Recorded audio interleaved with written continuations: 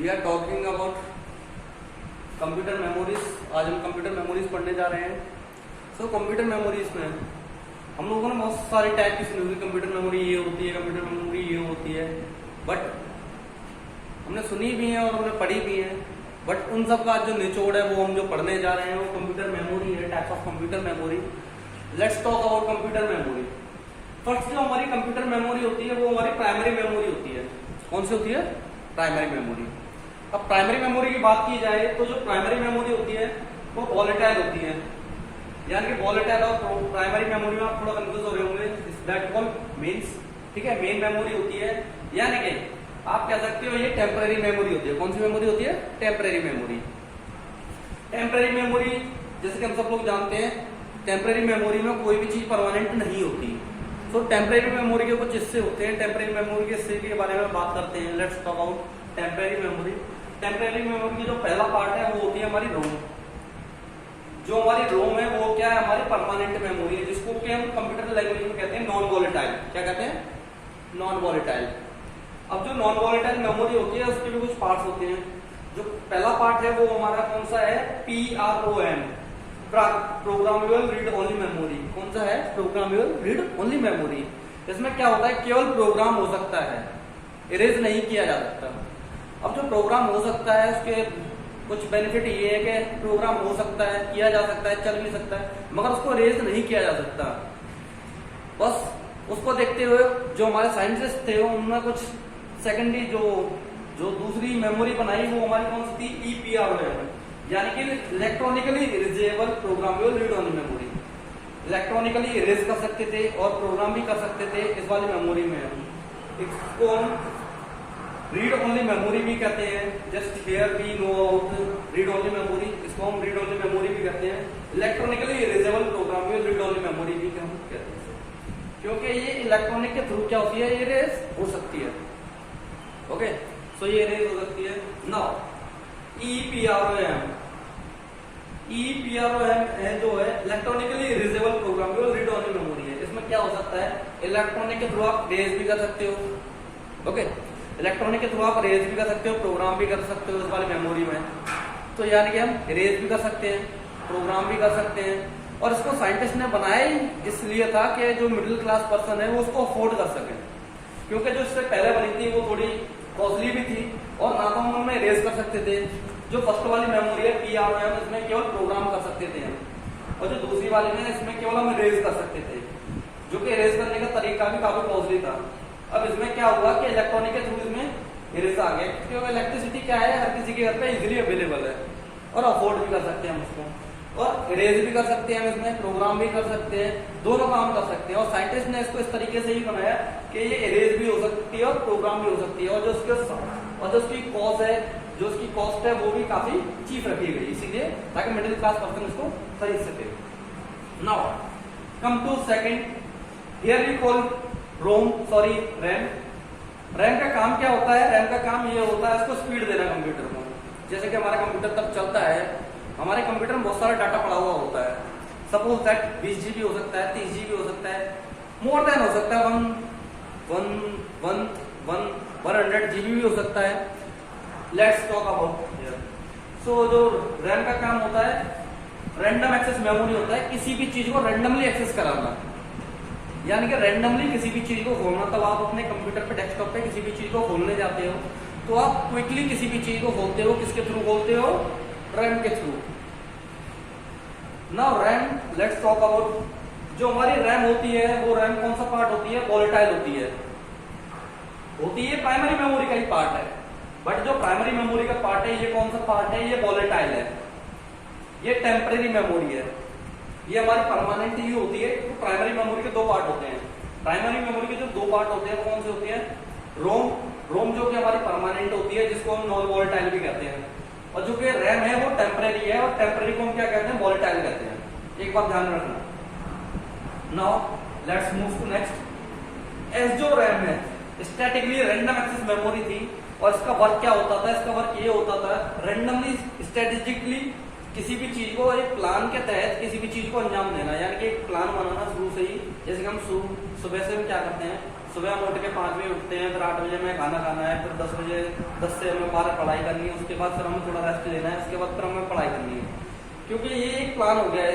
Same through ये क्या है, रैंडम जो स्टैटिक जो रैम है वो भी सेम इसी वर्क पे चलती थी। अब जो DRM रैम है, डायनेमिक रैंडम एक्सेस मेमोरी थी, डायनेमिकली किसी भी चीज को एक्सेस कराती थी कंप्यूटर को। सपोज दैट आज के टाइम में जो आप कंप्यूटर पे एक ही रैम पे किसी भी चीज को खोल लेते हैं, एंड MS Excel हो गया, पावर पॉइंट हो गया, नोटपैड हो गया, वर्डपैड हो गया, तो ये किसके थ्रू संभव हुआ, ये हमारा DRAM के थ्रू संभव हुआ। अब DRAM को कुछ उसके पार्ट्स भी बने, जो DRAM के पार्ट्स थे, SDRAM थी, सेंचुरस डायनेमिक रैंडम एक्सेस मेमोरी भी हम कहते हैं इसे। सेंचुरस का वर्क सेम इसी का थ्रू था, और जो RDRAM थी, RDRAM कह सकते हो आप, इसी का पार्ट है RDRAM। Now move to next,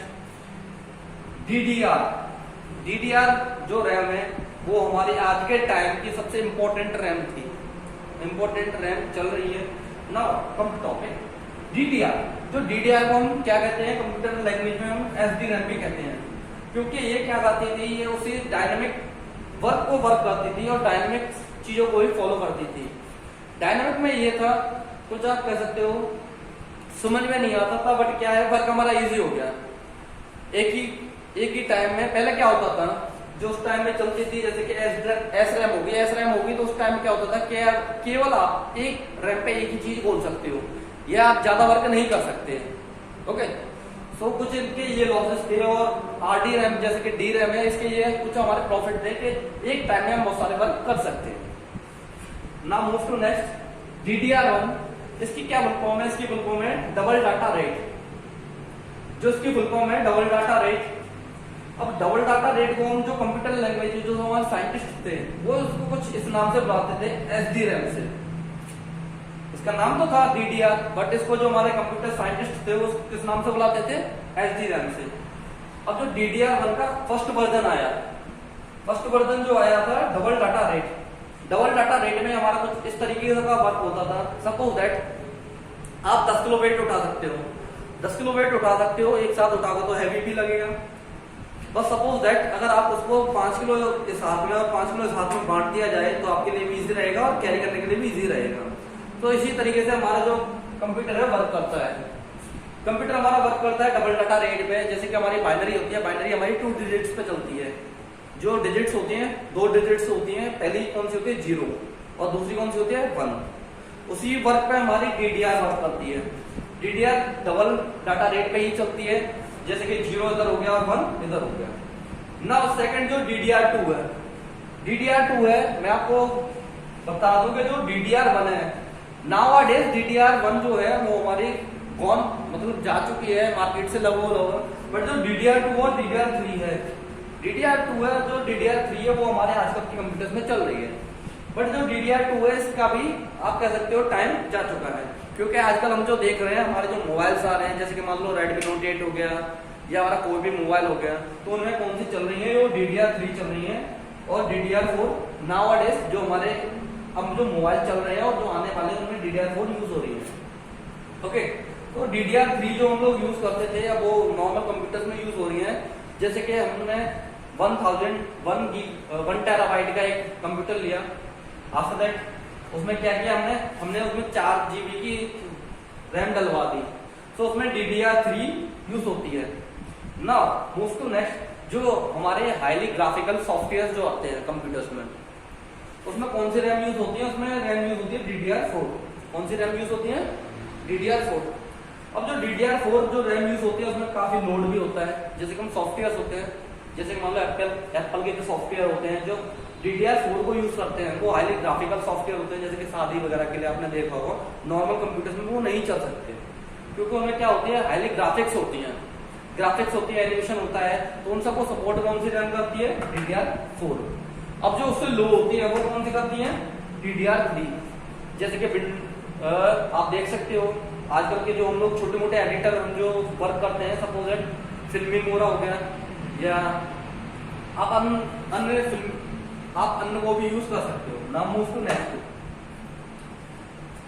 जैसे कि हम लोग move to next now cache memory, जो हमारी कैश मेमोरी होती है उसको हम कैश मेमोरी भी बुलाते हैं। क्या बुलाते हैं हम? कैश मेमोरी हम बुलाते हैं इसको। अब कैश मेमोरी का वर्क क्या होती है, इसको बहुत ही स्पीड से चलाती है हमारे कंप्यूटर को। जिस टाइम पे हमारी जो रैम एक्सेस कराती है किसी भी चीज को, सपोज दैट नोटपैड खोला आपने, नोटपैड खोला तो आपको स्पीड कौन देती है? वो हमारी कैश मेमोरी देती है। कैश मेमोरी किससे डिपेंड करती है? वो हमारे प्रोसेसर पर डिपेंड करती है। और कैश मेमोरी पे एक और बात ध्यान रखना, कैश मेमोरी का हम लोग माइक्रो प्रोसेसर भी कहते हैं।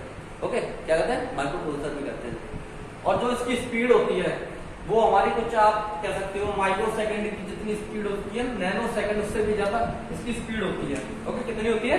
Nano second. Okay, nano second और माइक्रो सेकंड। अब माइक्रो सेकंड, नैनो सेकंड उससे भी ज्यादा छोटी होती है, माइक्रो सेकंड पे आ जाओ।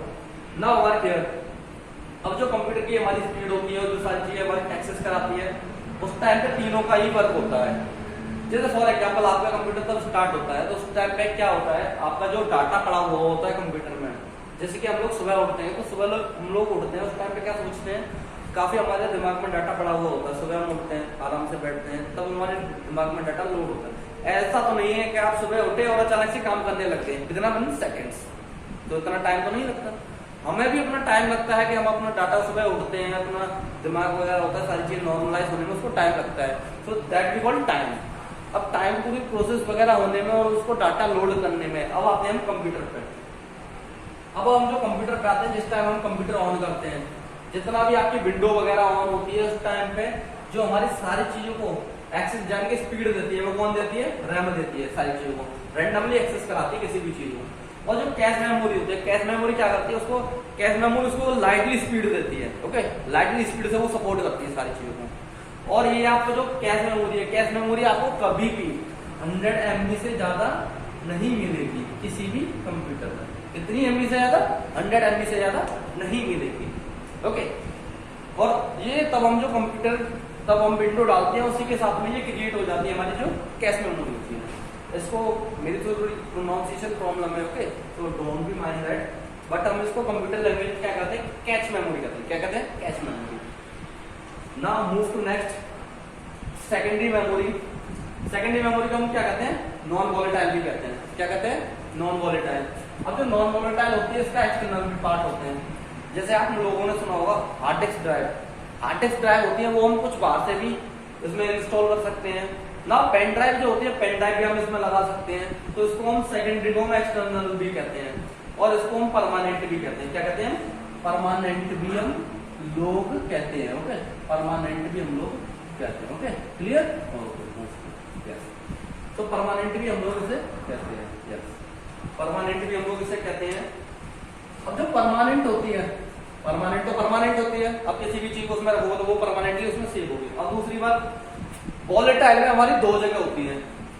जैसे कि आप कभी भी वर्क करते हो अपने कंप्यूटर पे, तो आपका जो MS वर्ड हुआ या आप जिस किसी पे भी वर्क करते हो, जो हमारी रैम पे चलता है, यानी कि हम टास्क बार पे जो चीज चलती है वो परमानेंटली सेव नहीं होती वहां पर। जैसे कि आप वर्क करते हो अपने कंप्यूटर पर और वो टास्क बार पे चल रही है, टास्क बार पे चल रही है, सपोज दैट उसी टाइम में लाइट चली गई, तो वो सेव नहीं होगी। क्यों नहीं सेव होगी? क्योंकि वो हमारी किस पे चल रही थी? ओके, रैम पे। और रैम किससे जुड़ी हुई? टास्क बार से। टास्क बार पे तो टास्क बार तो टेम्परेरी है, तो टेम्परेरी पे तो टेम्परेरी रहेगी, तो हमें क्या करना पड़ेगा? उसको सेव करना पड़ेगा। सेव कहां पे करना पड़ेगा? सेकेंडरी मेमोरी में। अब सेकेंडरी मेमोरी क्या होती है? परमानेंट होती है। परमानेंट में कौन कौन से पार्ट होते हैं? Let's talk about permanent memory. Permanent memory में हमारे पार्ट होते हैं हार्ड डिस्क। ओके, जब फर्स्ट हमारी हार्ड डिस्क होती है, हार्ड डिस्क ड्राइव, क्या बोलते हैं इसको? HDD को क्या बोलते हैं? Hard disk drive. अब जो सेकंड होती है, जो फर्स्ट होती है, इसको इसके बारे में मैं आपको थोड़ा बता देता हूँ। ये आपकी हार्ड मटेरियल से बनी हुई थी। सपोज दैट मैंने ये मार्कर है, इसको ये हार्ड मटेरियल से बना हुआ है, मैं इसको गिरा देता हूँ और ये इमीडिएटली ब्रोकन हो जाता है। तो सेम इसकी चीजें थी, ये क्या होती थी? इमीडिएटली ब्रोकन हो जाता था। नाउ मूव टू सेकंड, जो हमारी SSD है, ये भी हमारी हार्ड ड्राइव है, और ये हार्ड ड्राइव किस पे वर्क करती थी? सॉलिड स्टेट ड्राइव है। सॉलिड स्टेट ड्राइव मटेरियल से बनी हुई थी, सॉलिड मटेरियल से। ये थोड़ी गिरती थी, थोड़ी ब्रोकन भी होती थी, बट क्या है, हमारा डाटा इसमें सेव था, क्योंकि इसमें हमारी जो डिस्क वगैरह थी वो उसके अंदर लगी हुई होती है, उसको ये सेव रखती थी। और हमारा जो जितना भी डाटा होता है वो किसमें होता है? डिस्क के अंदर में। ये तो इसके प्रोटेक्ट करने के काम में आती है। ये जितना भी मटेरियल लगा हुआ होता है आपके आउटसाइड में, वो किसके काम में आता है, प्रोटेक्ट करने के काम में, ओके। बट जो आपकी डिस्क होती है, डिस्क के अंदर में होता है आपका जितना भी डाटा पड़ा हुआ होता है, तो that is what is the important thing, disk is important thing. And protect करने के लिए हमें कुछ चाहिए, तो प्रोटेक्ट करने के लिए okay all the things here. Now move to next SDD drive, SSHD, solid state hard drive. So दोनों को देखते हुए ये हार्ड मटेरियल से बनी हुई थी, ये सॉफ्ट से, ओके। तो दोनों को देखते हुए कुछ इसके लॉसेस भी थे, कुछ इसके प्रॉफिट भी थे, तो दोनों को देखते हुए हमारे जो साइंटिस्ट थे उन्होंने नई हार्ड ड्राइव बनाई। अब जो हार्ड ड्राइव बनाई थी वो कौन सी थी, एसएसएचडी, सॉलिड स्टेट ड्राइव। इसका वर्क कुछ ऐसा होता था जैसे हमारी ड्राइव भी गिर गई तो आज की जो ड्राइव आ रही है उसमें जो आपने देखा होगा उसमें स्प्रिंग वगैरह आ रही है, तो स्प्रिंग वगैरह आ रही है वो किसकी गिवन थी, सॉलिड स्टेट ड्राइव की। जंप होती थी, थोड़ा ब्रोकन होता था बट नॉट अ प्रॉब्लम, हमारा इसमें सेव होता था डाटा, गिर गई कोई दिक्कत नहीं, थोड़ा ऊपर नीचे हुआ। और हमारी जो ड्राइव थी वो भी हमारी काफी सिंपल हो गई, और जो मटेरियल है आजकल आपने देखा हो सॉफ्ट ड्राइव आ रही है, उसी टाइम पे ये बनी हुई थी। Now move to next, now पाटा, पाटा, साटा, एससी, एसआई, एच, जो हमारी पाटा वर्क करती थी, पाटा हमारी वर्क करती थी हमारे कंप्यूटर्स में, ओके। पाटा हमारी वर्क करती थी, इससे थोड़ी पाटा और साटा, ओके। पाटा हमारी जो वर्क करती है, पाटा हमारी वर्क करती है, इससे एडवांस जो लेवल कंप्यूटर्स हैं उनमें वर्क करती है। नाउ साटा, साटा हमारी वर्क करती है, okay, serial advance technology, Tata इसमें कुछ ऐसी हमारी बात करती है, okay. Now SC, SI, SC जो एसआई है, सीरियल कंसिस्टेंट। ना जो सीरियली हमारे जो कंप्यूटर अटैचमेंट होते हैं, सपोज दैट आपने जो सुपर कंप्यूटर्स होते हैं, सुपर कंप्यूटर्स में हमारी सीरियली वर्क करने के लिए जुड़ी हुई होती है हमारी हार्ड ड्राइव, तो वो आपका जो इमीडिएटली डाटा ट्रांसफर होता है फ्रॉम हियर टू हियर, वो किसके थ्रू संभव है, सुपर कंप्यूटर्स में, एससी, एसआई। बस इतना ध्यान में रखो आप, ये आपका वर्क करती है। सपोज दैट मैंने, आप मथुरा में हो, मथुरा में बैठ के आपने एक चुटकी बजाई और अमेरिका पहुंच जाते हो, तो इतनी स्पीड से आप पहुंच जाओगे, इतनी स्पीड से हमारा जो डाटा ट्रेवल हो सकता है जो सुपर कंप्यूटर्स में होता है, वो कितनी किससे थ्रू हो सकता है, एससी, एसआई। मैं ये नहीं कह रहा यही लगी हुई होगी, बट संभव है, क्योंकि ये इसके चांसेस है, क्योंकि ये काफी इफेक्टिव होती है in that work, data transferring में, और ये सीरियली वर्क करती है, सीरियली। आप समझ रहे हो ना, सीरियली किसी भी चीज को कनेक्ट करना। सपोज दैट सीरियल नंबर्स हैं 1 2 3 4 5 6 7 8 9 10, दे आर सीरियली कनेक्टेड। अब सीरियली कनेक्टेड तो वो एक दूसरे के पास, अगर एक के पास इन्फॉर्मेशन पहुंचेगी तो दूसरे के पास इजिली पहुंच सकती है, तो सेम थ्रू इसका वर्क है। Now move to next, new optical disk. जो न्यू ऑप्टिकल डिस्क आई थी तो किसके थ्रू आई, जो न्यू ऑप्टिकल डिस्क आई थी, इसका मटेरियल बहुत ही सॉफ्ट था, और ये डिस्क आई थी, डिस्क किसका आई थी, डिस्क, ओके। डिस्क हमारे कुछ इस टाइप में होती है, सीडी वगैरह आपने देखी होगी, घर पे सीडी वगैरह होती है, उसको हम क्या बोलते हैं, ठीक है, डिस्क बोलते हैं हम लोग, क्या बोलते हैं, डिस्क। और जो ऑप्टिकल डिस्क होती है, ऑप्टिकल डिस्क हम लोग यूज करते हैं कंप्यूटर्स में, ओके, किसमें यूज करते हैं, कंप्यूटर्स में, okay. Now move to next, floppy. आप लोगों ने देखी होगी शादी वगैरह की जो कैसेट वगैरह होती है, हम लोग उसको फ्लॉपी कहते हैं, क्या कहते हैं, फ्लॉपी कहते हैं। अब जो फ्लॉपी होती है बहुत ही यूजफुल होती है, क्या होती है, यूजफुल होती है। अब यूजफुल होती है उसमें हम, जैसे कि हार्ड ड्राइव होगी, हार्ड ड्राइव कैरी करना बहुत ही डिफिकल्ट रहता है, हर कहीं ले जा नहीं सकते उसको, बट हम फ्लॉपी को हर जगह पर मूव कर सकते हैं। डाटा उसमें लोड किया, निकाला और ले गए। नाउ मूव टू नेक्स्ट, जो हमारी कॉम्पैक्ट डिस्क थी ये थोड़ी ओल्ड थी, क्या थी, ओल्ड थी। ये न्यू वन है और ये हमारी ओल्ड वन है, ओके, ठीक है। तो हमारी जो न्यू वन है ये कॉम्पैक्ट डिस्क है, ये कब आई थी, 1982 में आई थी, 1982 में आई थी, that is called old disk. क्या कहते हैं इसको, ओल्ड डिस्क भी कहते हैं। अब इसका जो कुछ इसके डिसएडवांटेज भी थे, कुछ इसके एडवांटेज भी थे, बट आज की जो जनरेशन हम लोग देख रहे हैं, जैसे कि मोबाइल है, मोबाइल रेडमी नोट 8 आ गया, 9 भी आ रहा है, 10 भी आ रहा है, 11 भी आ रहा है, तो इसी के थ्रू, इसी की तर्ज पे हमारे साइंटिस्ट क्या है, न्यू मॉडिफिकेशन करते हैं ताकि हम लोगों को यूज में आ सके और हम लोग अपनी जो लाइफ है और भी उसको ईजी कर सकें, ठीक है। तो टाइम टू टाइम डेवलपमेंट होता है।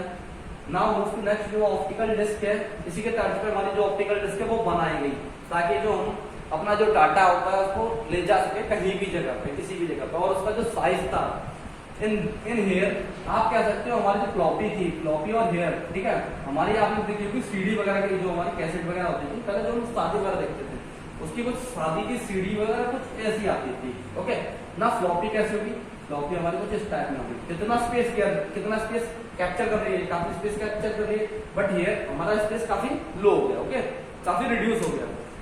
काफी रिड्यूस हो गया, right. Now move to next, optical disk, new floppy optical disk, new optical disk and floppy disk, clear, okay. Move to here, USB, universal serial bus भी कहते हैं उसको, क्या कहते हैं, universal serial bus. Universal serial bus है जो आज का जो वर्ल्ड चल रहा है, एडवांस जो वर्ल्ड चल रहा है, किस बेस्ड चल रहा है, यूनिवर्सल सीरियल बस। यानी कि यूनिवर्सली कनेक्ट है सारी चीजें आपकी, कोई भी चीज कनेक्ट हुई तब तक आपकी चीज वेल कनेक्टेड नहीं होंगी, तब तक कोई भी चीज नहीं चल सकती और आपका डाटा इतनी जल्दी ट्रांसफर नहीं हो सकता।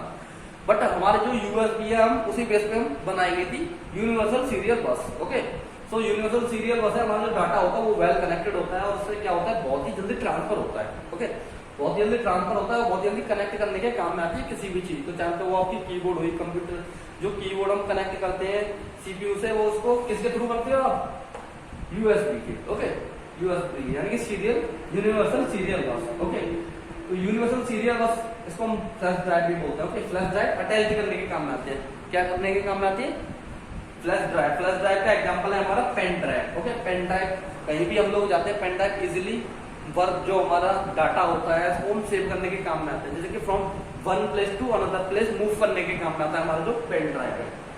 आप लोग पेन ड्राइव का वर्क जानते होंगे, sorry for that, but let me tell you, जो मेरे पास नॉलेज थी मैं आपके पास शेयर करना चाहती हूँ, ओके। तो जो हमारी पेन ड्राइव होती है, पेन ड्राइव का वर्क, इसमें काफी पेन ड्राइव हमारी काफी जीबी की आ रही है, 16 की हुई या 8 की हुई, जितनी भी आ रही है आपके पास है, बहुत अच्छी बात है। Now move to next. तो जो हमारी पेन ड्राइव है, पेन ड्राइव हमारी फ्लैश ड्राइव होती है, क्योंकि हमारी फ्लैश,